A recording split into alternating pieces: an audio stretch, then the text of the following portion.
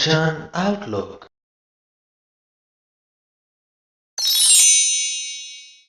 ਗੌੜੀ ਕਬੀਰ ਜੀ। ਪਿੰਡ ਮੋਐ ਜਿਉ ਕਿਹ ਘਰ ਜਾਤਾ, ਸ਼ਬਦ ਅਤੀਤ ਅਨਾਹਦ ਰਾਤਾ। ਜਿਨ ਰਾਮ ਜਾਣਿਆ ਤਿਨੈ ਪਛਾਨਿਆ, ਜੋ ਗੂੰਗੇ ਸ਼ਾਕਰ ਮਨ ਮਾਨਿਆ। ਪਿੰਡ ਤੋਂ ਭਾਵ ਸਰੀਰ, ਪਿੰਡ ਮੂਐ ਤੋਂ ਭਾਵ ਕਿ ਜਦੋਂ ਸਰੀਰ ਦਾ ਮੋਹ ਟੁੱਟ ਜਾਏ। ਪਿੰਡ ਮੂਐ ਜਿਉ ਕਿਹ ਘਰ ਜਾਤਾ, ਜਿਉ ਤੋਂ ਭਾਵ ਸਾਡਾ ਅੰਤਰ ਆਤਮਾ। ਕਬੀਰ ਜੀ ਕਹਿੰਦੇ ਕਿ ਜੇ ਸਾਡੇ ਸਰੀਰ ਦਾ ਮੋਹ ਮੁੱਕ ਜਾਏ ਸਾਡੇ ਅੰਦਰੋਂ, ਤੇ ਸਾਡਾ ਆਤਮਾ ਕਿੱਥੇ ਟਿਕਦਾ ਹੈ। ਤੇ ਅਗਲੀ ਪੰਕਤੀ ਦੇ ਵਿੱਚ ਜਵਾਬ ਦਿੰਦੇ ਨੇ ਕਿ ਸ਼ਬਦ ਅਤੀਤ ਅਨਾਹਦ ਰਾਤਾ। ਜਦੋਂ ਸਰੀਰ ਦਾ ਮੋਹ ਮੁੱਕ ਜਾਏ ਤਾਂ ਸਾਡਾ ਮਨ, ਸਾਡਾ ਆਤਮਾ ਉਸ ਪ੍ਰਮਾਤਮਾ ਦੇ ਸ਼ਬਦ ਦੇ ਵਿੱਚ ਜੁੜ ਜਾਂਦਾ ਹੈ, ਜੋ ਪ੍ਰਮਾਤਮਾ ਮਾਇਆ ਦੇ ਬੰਧਨਾਂ ਤੋਂ ਪਰੇ ਤੇ ਬੇਅੰਤ ਹੈ। ਜਿਨ ਰਾਮ ਜਾਣਿਆ ਤਿਨੈ ਪਛਾਨਿਆ। ਪ੍ਰਮਾਤਮਾ ਨੂੰ ਜਿਨ੍ਹਾਂ ਮਨੁੱਖਾਂ ਨੇ ਪਛਾਣਿਆ ਹੈ, ਜਾਣਿਆ ਹੈ, ਉਹਨਾਂ ਨੇ ਹੀ ਪਛਾਣਿਆ ਹੈ। ਭਾਵ ਕਿ ਜਿਨ੍ਹਾਂ ਨੇ ਪ੍ਰਮਾਤਮਾ ਦੇ ਨਾਲ ਸਾਂਝ ਕਾਇਮ ਕਰ ਲਈ, ਮਨ ਦੀ ਉਸ ਅਵਸਥਾ ਨੂੰ ਉਹੀ ਜਾਣ ਸਕਦੇ ਨੇ। ਜੋ ਗੂੰਗੇ ਸ਼ਾਕਰ ਮਨ ਮਾਨਿਆ। ਜਿਵੇਂ ਗੂੰਗਾ ਸ਼ੱਕਰ ਦੇ ਸਵਾਦ ਦੇ ਵਿੱਚ ਆਪਣੇ ਮਨ ਨੂੰ ਪਤੀਜਦਾ ਹੈ। ਭਾਵ ਇਹ ਹੈ ਕਿ ਜੋ ਗੂੰਗਾ ਹੈ ਉਹ ਬੋਲ ਨਹੀਂ ਸਕਦਾ। ਜੋ ਸ਼ੱਕਰ ਖਾਏ, ਸ਼ੱਕਰ ਦੇ ਸਵਾਦ ਨੂੰ ਬਿਆਨ ਨਹੀਂ ਕਰ ਸਕਦਾ। ਉਹ ਸਵਾਦ ਨੂੰ ਮਾਣ ਤਾਂ ਸਕਦਾ ਹੈ ਪਰ ਬਿਆਨ ਨਹੀਂ ਕਰ ਸਕਦਾ। ਇਸੇ ਪ੍ਰਕਾਰ ਹੀ ਜਿਸ ਮਨੁੱਖ ਨੇ ਪਰਮਾਤਮਾ ਦੇ ਨਾਲ ਸਾਂਝ ਪਾ ਲਈ, ਪਰਮਾਤਮਾ ਦੀ ਗੋਦ ਦੇ ਨਿੱਘ ਨੂੰ ਮਾਣ ਲਿਆ, ਉਹ ਉਸ ਨਿੱਘ ਨੂੰ ਮਾਣ ਤੇ ਸਕਦਾ ਹੈ ਪਰ ਬਿਆਨ ਨਹੀਂ ਕਰ ਸਕਦਾ। ਐਸਾ ਗਿਆਨ ਕਥੈ ਬਨਵਾਰੀ, ਮਨ ਰੇ ਪਵਨ ਦ੍ਰਿੜ ਸੁਖਮਨ ਨਾਰੀ ਰਹਾਉ। ਇਸ ਪ੍ਰਕਾਰ ਦਾ ਜੋ ਗਿਆਨ ਹੈ, ਇਹ ਮਨੁੱਖ ਦੇ ਅੰਦਰ ਪ੍ਰਮਾਤਮਾ ਆਪ ਹੀ ਪ੍ਰਗਟ ਕਰਦਾ ਹੈ। ਪ੍ਰਮਾਤਮਾ ਦੇ ਨਾਲ ਮਿਲਾਪ ਵਾਲਾ ਸਵਾਦ ਪ੍ਰਮਾਤਮਾ ਆਪ ਹੀ ਮਨੁੱਖ ਨੂੰ ਬਖਸ਼ਦਾ ਹੈ। ਇਸ ਲਈ ਹੇ ਮਨ, ਆਪਣੇ ਹਰ ਸਾਹ ਦੇ ਨਾਲ ਪ੍ਰਮਾਤਮਾ ਦਾ ਨਾਮ ਜਪ। ਇਹੀ ਅਸਲ ਦੇ ਵਿੱਚ ਸੁਖਮਨਾ ਨਾੜੀ ਦਾ ਅਭਿਆਸ ਹੈ। ਪ੍ਰਾਣਾਯਾਮ ਯੋਗ ਦਾ ਇੱਕ ਆਸਨ ਹੈ, ਸਾਧਨਾ ਹੈ, ਜਿਸ ਦੇ ਵਿੱਚ ਕਿ ਇੱਕ ਨਾਸ ਦੇ ਰਾਹੀਂ ਹਵਾ ਨੂੰ ਆਪਣੇ ਸਰੀਰ ਦੇ ਅੰਦਰ ਖਿੱਚਿਆ ਜਾਂਦਾ ਹੈ। ਫਿਰ ਉਸ ਹਵਾ ਨੂੰ ਅੰਦਰ ਟਿਕਾਇਆ ਜਾਂਦਾ ਹੈ ਤੇ ਉਸ ਟਿਕਾਉਣ ਦੀ ਪ੍ਰਕਿਰਿਆ ਦੇ ਦੌਰਾਨ ਆਪਣੇ ਪ੍ਰਵੱਟਿਆਂ ਯਾਨੀ ਕਿ ਆਈਬ੍ਰੋਜ਼ ਦੇ ਵਿਚਕਾਰ ਧਿਆਨ ਕੇਂਦਰਿਤ ਕੀਤਾ ਜਾਂਦਾ ਹੈ। ਇਸ ਪ੍ਰਕਾਰ ਮਹਿਸੂਸ ਕੀਤਾ ਜਾਂਦਾ ਹੈ ਕਿ ਉਹ ਹਵਾ ਜੋ ਅਸੀਂ ਇੱਕ ਨਾਸ ਦੇ ਰਾਹੀਂ ਅੰਦਰ ਖਿੱਚੀ ਹੈ, ਉਹ ਸਾਰੀ ਦੀ ਸਾਰੀ ਹਵਾ ਸਾਡੇ ਪ੍ਰਵੱਟਿਆਂ ਦੇ ਵਿਚਕਾਰ ਆ ਕੇ ਕੇਂਦਰਿਤ ਹੋ ਗਈ ਹੈ।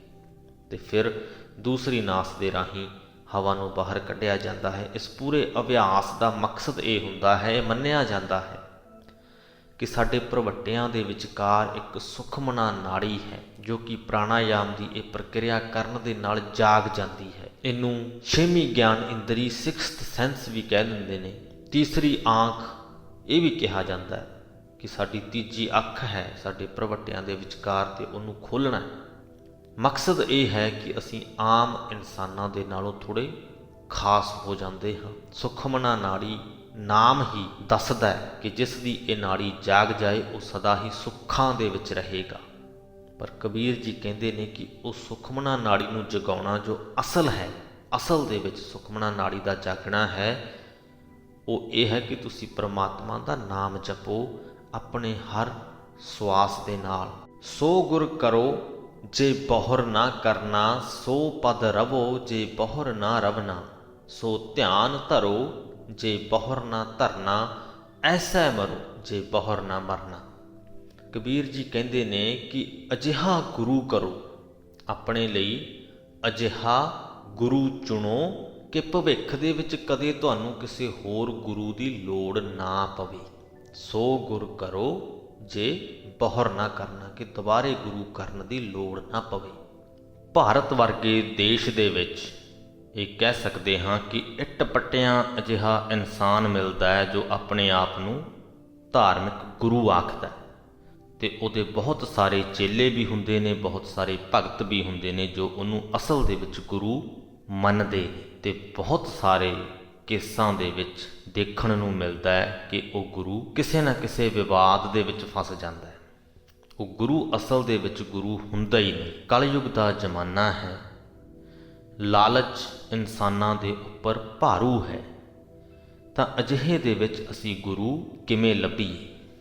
ਖੁਸ਼ਕਿਸਮਤ ਹਾਂ ਅਸੀਂ ਜੋ ਸਾਡੇ ਗੁਰੂ ਸਾਹਿਬਾਨਾਂ ਨੇ, ਭਗਤਾਂ ਨੇ ਸਾਨੂੰ ਇਲਾਹੀ ਬਾਣੀ ਬਖਸ਼ੀ, ਬਾਣੀ ਨੂੰ ਸ੍ਰੀ ਗੁਰੂ ਗ੍ਰੰਥ ਸਾਹਿਬ ਜੀ ਦੇ ਰੂਪ ਦੇ ਵਿੱਚ ਦਰਜ ਕਰਕੇ ਸਾਡੇ ਲਈ ਇੱਕ ਜੁਗੋ ਜੁਗ ਅਟਲ ਗੁਰੂ ਪ੍ਰਦਾਨ ਕੀਤਾ। ਉਹ ਗੁਰੂ ਜੋ ਕਦੇ ਵੀ ਕਰਪਟ ਨਹੀਂ ਹੋ ਸਕਦਾ, ਉਹ ਗੁਰੂ ਜੋ ਕਦੇ ਵੀ ਕਿਸੇ ਵਾਦ ਵਿਵਾਦ ਦੇ ਵਿੱਚ ਨਹੀਂ ਫਸ ਸਕਦਾ। ਸੋ ਗੁਰੂ ਗ੍ਰੰਥ ਸਾਹਿਬ ਜੀ ਨੂੰ ਅਸੀਂ ਆਪਣਾ ਗੁਰੂ ਕਰੀਏ ਤਾਂ ਕਿ ਸਾਨੂੰ ਦੂਜਾ ਕੋਈ ਗੁਰੂ ਕਰਨ ਦੀ ਕਦੇ ਲੋੜ ਨਾ ਪਵੇ। ਸੋ ਗੁਰ ਕਰੋ ਜੇ ਬਹੁਰ ਨਾ ਕਰਨਾ, ਸੋ ਪਦ ਰਵੋ ਜੇ ਬਹੁਰ ਨਾ ਰਵਨਾ। ਅਸੀਂ ਆਪਣੇ ਜੀਵਨ ਦੇ ਵਿੱਚ ਬਹੁਤ ਪ੍ਰਕਾਰ ਦੇ ਆਨੰਦ ਮਾਣਦੇ ਹਾਂ, ਬਹੁਤ ਤਰ੍ਹਾਂ ਦੀਆਂ ਆਨੰਦਮਈ ਅਵਸਥਾਵਾਂ ਮਾਣਦੇ ਹਾਂ, ਪਰ ਉਹ ਅਵਸਥਾਵਾਂ ਸਥਾਈ ਨਹੀਂ ਹੁੰਦੀਆਂ। ਇੱਕ ਅਵਸਥਾ ਨੂੰ ਮਾਣਦੇ ਹਾਂ, ਉਹਦਾ ਸਮਾਂ ਬੀਤ ਜਾਣ 'ਤੇ ਅਸੀਂ ਦੂਸਰੀ ਲੱਭਦੇ ਹਾਂ। ਗੁਰੂ ਜੀ ਕਹਿੰਦੇ ਕਿ ਅਜਿਹੀ ਅਵਸਥਾ ਦਾ ਆਨੰਦ ਮਾਣੋ, ਅਜਿਹੇ ਟਿਕਾਣੇ ਦਾ ਆਨੰਦ ਮਾਣੋ ਕਿ ਕਿਸੇ ਹੋਰ ਸਵਾਦ ਨੂੰ ਮਾਣਨ ਦੀ ਚਾਹ ਹੀ ਨਾ ਰਹੇ। ਅਜਿਹਾ ਆਨੰਦ ਮਾਣ ਲਵੋ ਜੋ ਸਥਾਈ ਹੋਵੇ। ਸੋ ਧਿਆਨ ਧਰੋ ਜੇ ਬਹੁਰ ਨਾ ਧਰਨਾ।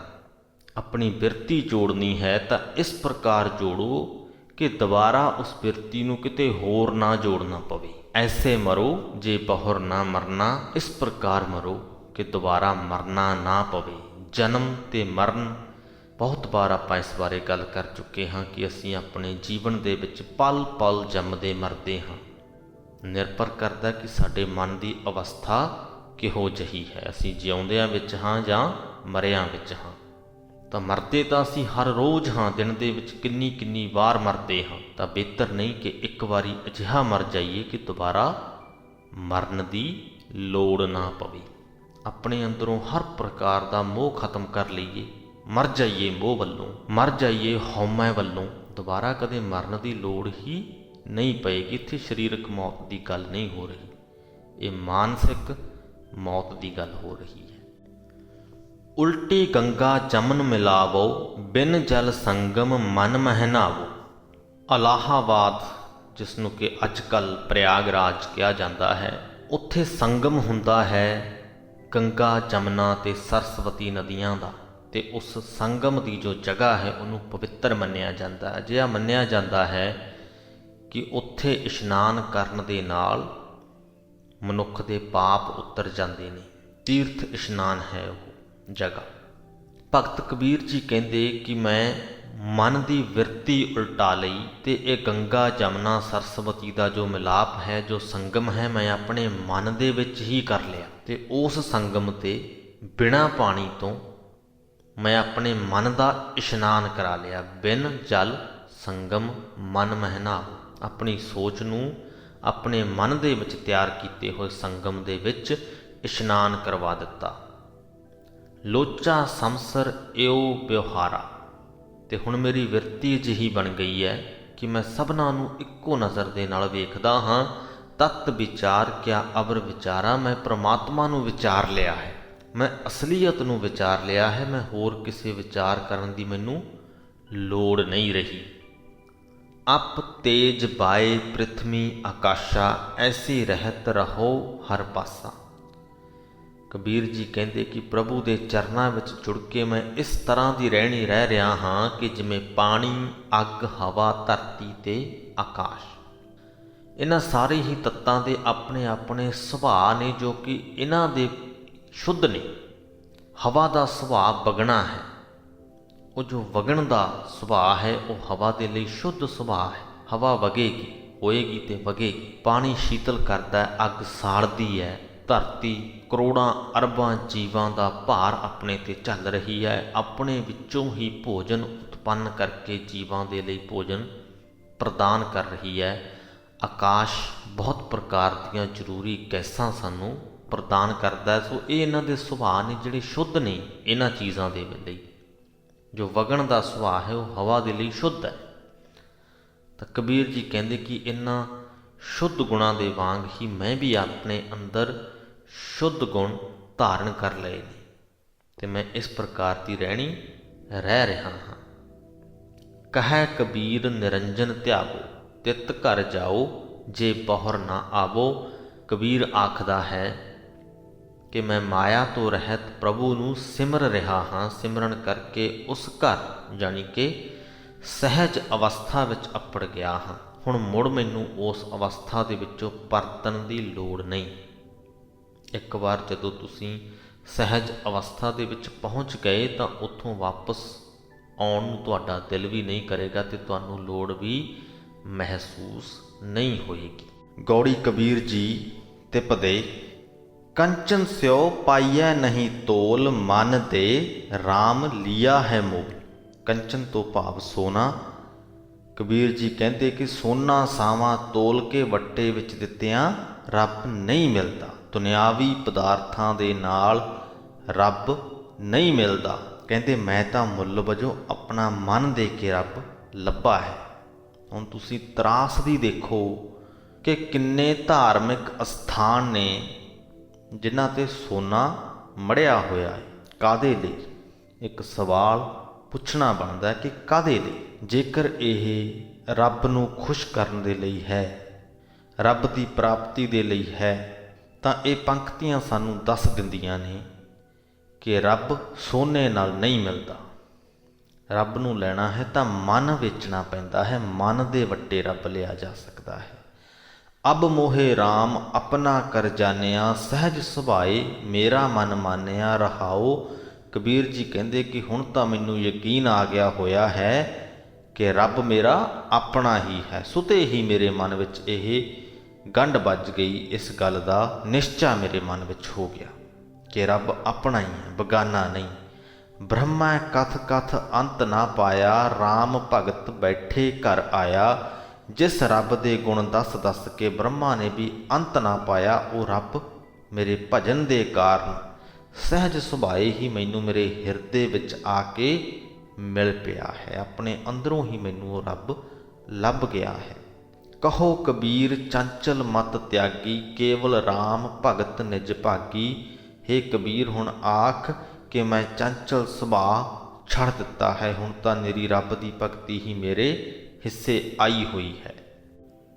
ਗੌੜੀ ਕਬੀਰ ਜੀ, ਜਿਹ ਮਰਨਾ ਸਭ ਜਗਤ ਤਰਾਸਿਆ, ਸੋ ਮਰਨਾ ਗੁਰ ਸ਼ਬਦ ਪ੍ਰਗਾਸਿਆ।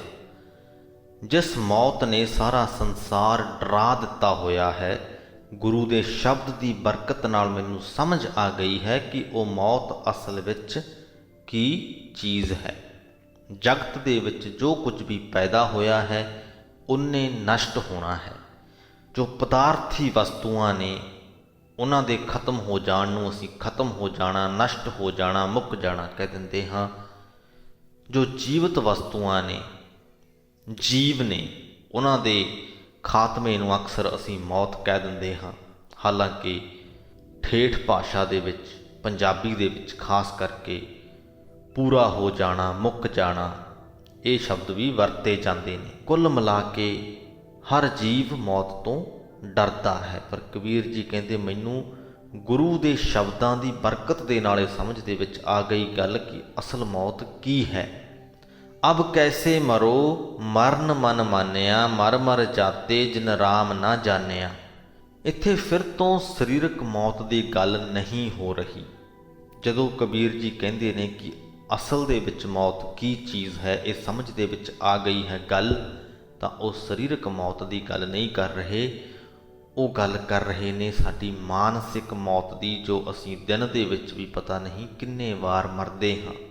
ਤੇ ਹੁਣ ਜਦੋਂ ਅਸਲ ਗੱਲ ਸਮਝ ਦੇ ਵਿੱਚ ਆ ਗਈ ਤਾਂ ਕਹਿੰਦੇ ਅਬ ਕੈਸੇ ਮਰੋ ਮਰਨ ਮਨ ਮਾਨਿਆ।